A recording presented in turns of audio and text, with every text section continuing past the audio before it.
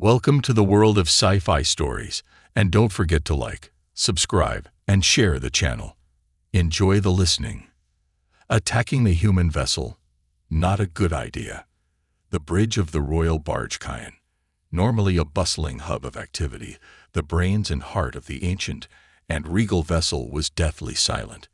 And for good reason. The emperor himself stood at the podium of command, and he was not in a good mood. Nope, not in a good mood at all. Emperor, a miserable L said to the back of his carapace, glittering with gold filigree and gemstones. He looked like a giant fab egg with huge ivory, white mandibles resembling elephant, tusks also heavily encrusted with gold and gems. Why wear a crown when you can be one? The emperor said nothing. He just scuttled on his four massive and gold encrusted legs so as to fully turn his back on the miserable being behind him, embellished in silver and polished titanium. Emperor, silence.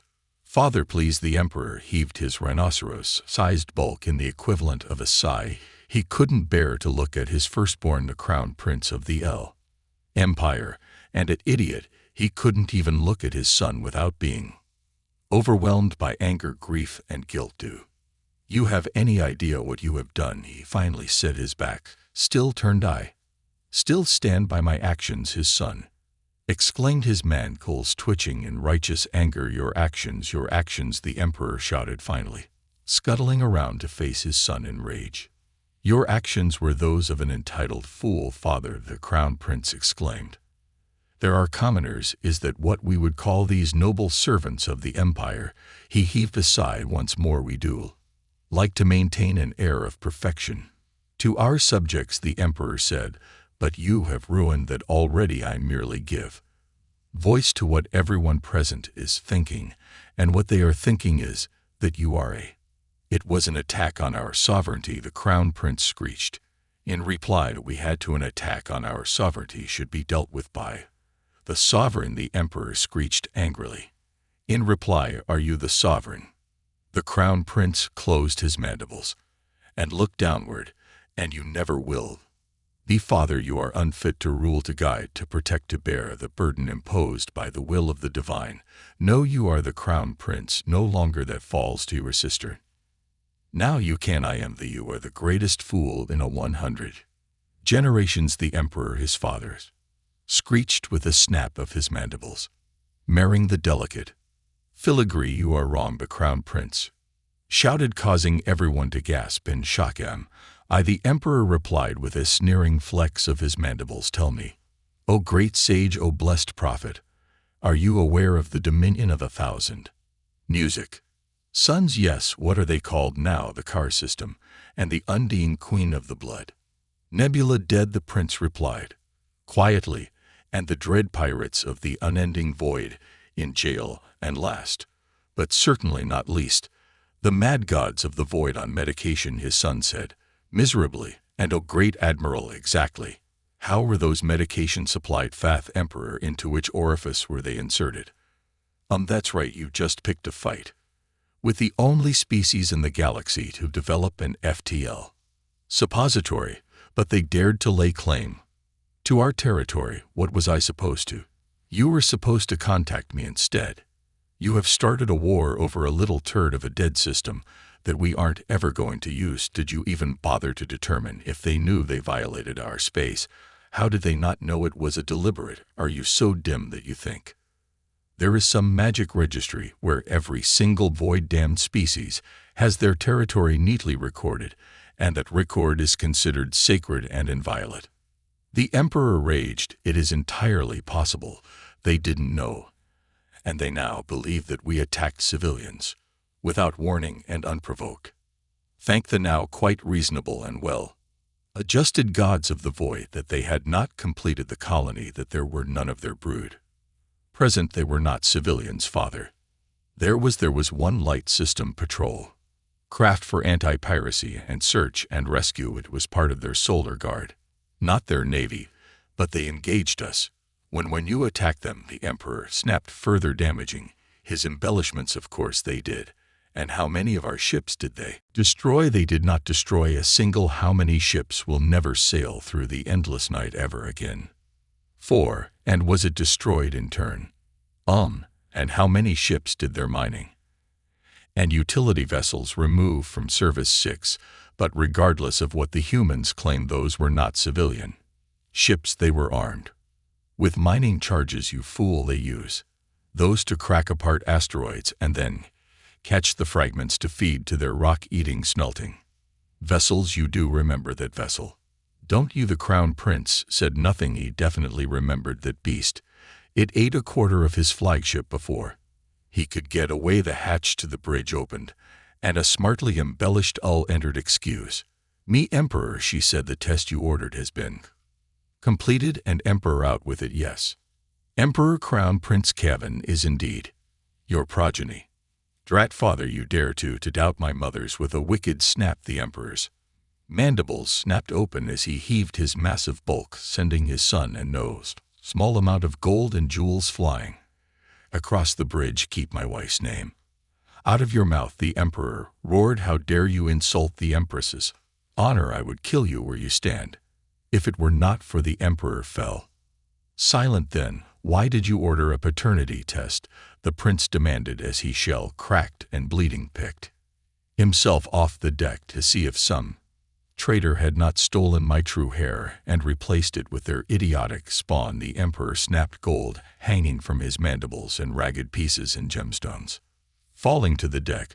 But no, you are of the royal line. Mellow gods take us all. Switched. That happened 12,000 years ago, the Emperor shouted. Had you paid attention to those tutors I assigned, you would know 12,000 years ago, in a 67,000-year civilization imperiled by your foolishness, you aren't saying that our great armada will be defeated by the humans, fearsome as they are. They can't possibly. Of course, I'm not saying that, idiot. Should it come to that, we will wage such a war that the galaxy will quake. We will give battle, and we will prevail, the Emperor proclaimed with a confidence he wished he felt.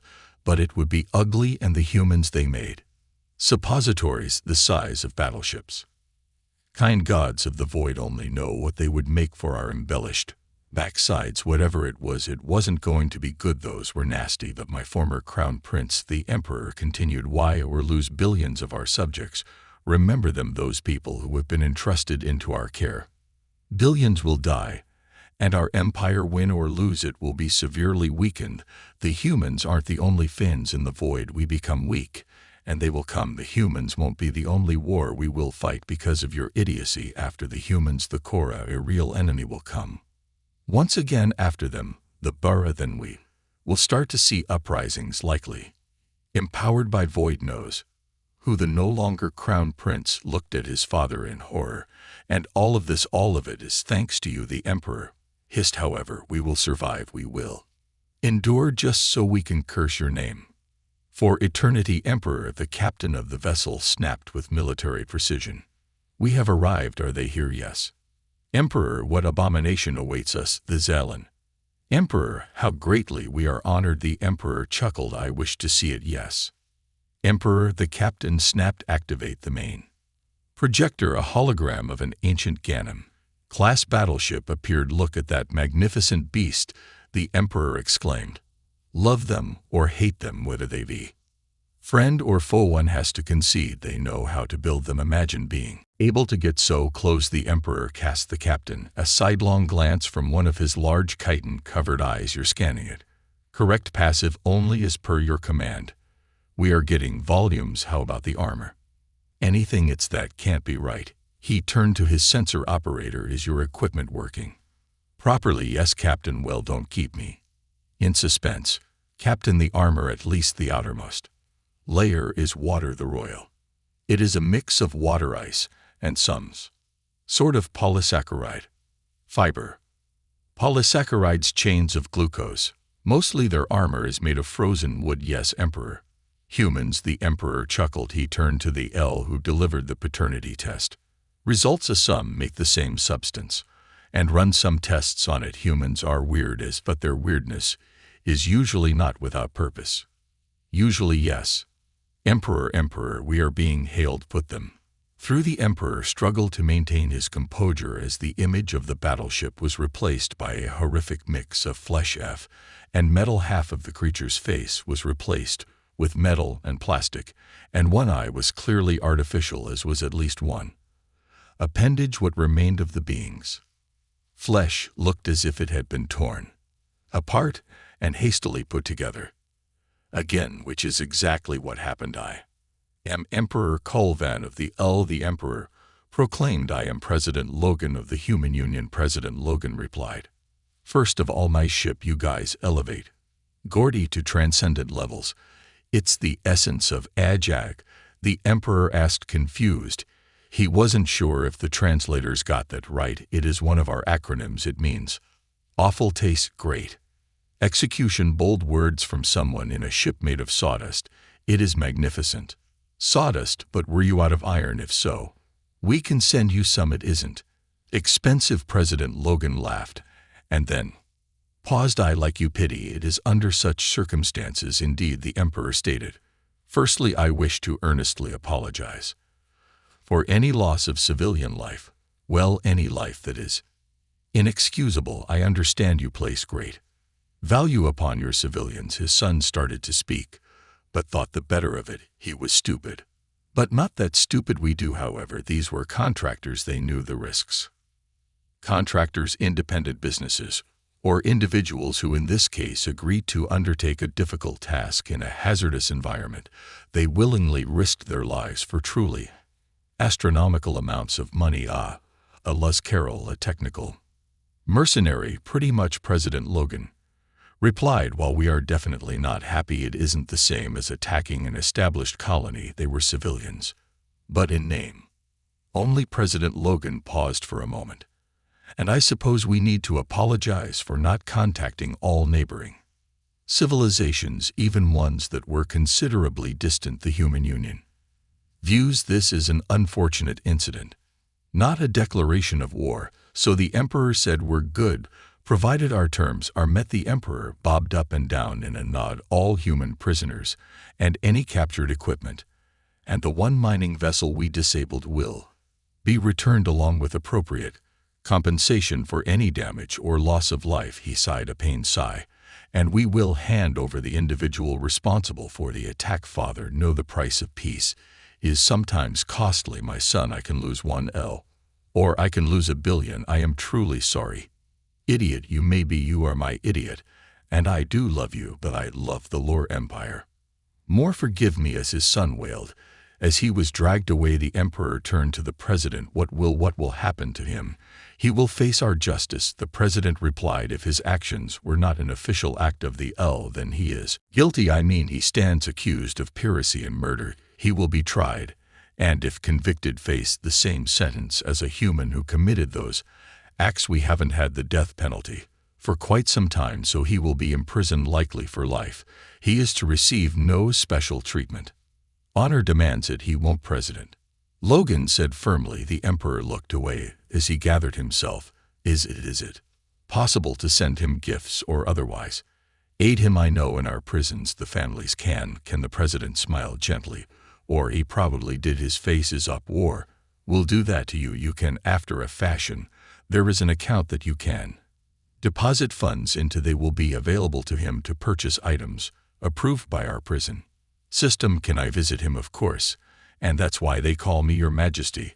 A battered and muscular laughed as he reclined on the bare concrete floor. "So you really are royalty." A tattooed, muscular, and wicked-looking woman in the quilted undergarment that served as the base layer of the protective arm needed outside of the hellish dirt bulb they were on this year.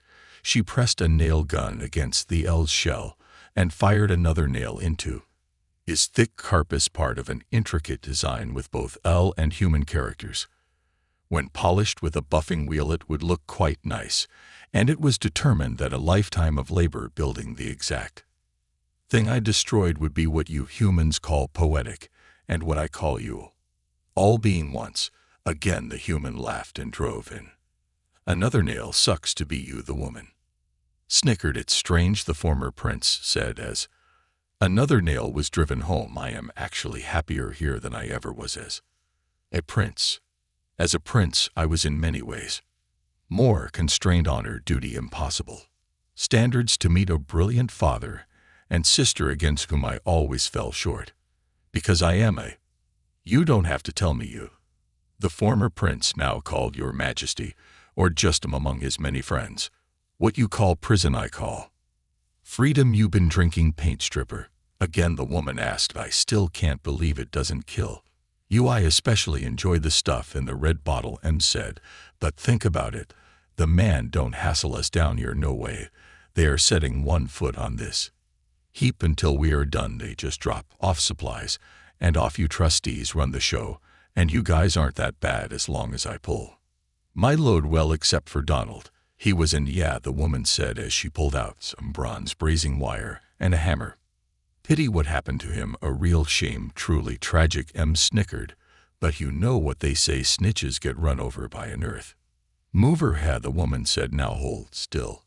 Epilogue. Sister Mag exclaimed beside himself with joy as he jumped out of the shuttle at an orbital platform orbiting yet another toxic world. His sister gasped when she saw her brother, or what was supposed to be her brother, would rush to embrace her was scarcely recognizable. His carapace was deformed, warped by the bulging muscles underneath, crazed with cracks, and decorated with strange barbaric runes, mostly in some unknown script, assumedly human, the one she could read. She wished she couldn't. One of his arms was missing, replaced by a ghoulish undead contrivance of metal and plastic. He looked like something right out of the history books or one of those silly hollow vids, except this wasn't makeup clean.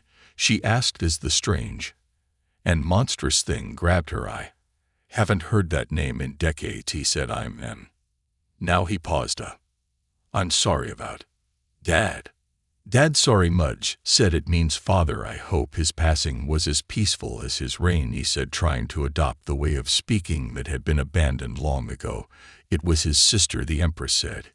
He thought of you often and spoke highly of your adventures, though they could scarcely be believed. In fact, I thought that you were embellishing your accomplishments as you once did. She looked at her brother again in pure disbelief. Until now I treasured each and every missive. Mudge said. Mo, they mattered more than you can ever know. Oh, I managed to watch your coronation, little Miss Prissy-Pants cut quite the regal figure. Prissy-Pants, I'm proud of you. You know what you have accomplished already. I'm glad you are finally normalizing relations with these humans. They are difficult, to say the least, but they are great people once you get to know them. That is partly why I am here, the Empress said. In addition to meeting with President Rodriguez to formalize the treaty, I came to see you. Oh, that is so nice. It's great to see you, sis. I mean, Empress, he said. Happily, I'll be direct, the Empress said. We are establishing an embassy on Earth, and we need an ambassador, someone familiar with the humans and their cust. I'll stop you right there, sis, Madge said. No, but I will have your sentence commuted. You will be free. No, I won't, Madge said. I take that job. And I won't be M anymore. I will be Clay. Then the fool, the fallen prince, chained to a diplomatic post as far from the palace as is possible, a dishonored exile. No, brother, it's not like that to you perhaps, but to every other L. Besides, look at me, look at what I've become. Can you imagine this, he said, gesturing to himself embellished in silver. I would be afraid. A dishonored, mangled freak, a figure of pity and dishonor down there. I have hardship, so much hardship, but I have honor, not only an honor but respect. Something I never had in the Empire, and never will, and I won't give it up for comforts that I don't even remember anymore. He looked down. I hate him, you know, who clean the idiot prince. I can't stand him. I might be stuck on one hellish posting after another, but down there I'm free. I'm free of him. Free from the Empire, free from everything besides. It's not that bad down there. Once you get used to it, I'm a heavy equipment operator. Now here, look, here's a hollow of my rig. Isn't it magnificent? Look at how big it is. The Empress, completely stunned, looked numbly at what was in all honesty a magnificent machine. The humans really could build them.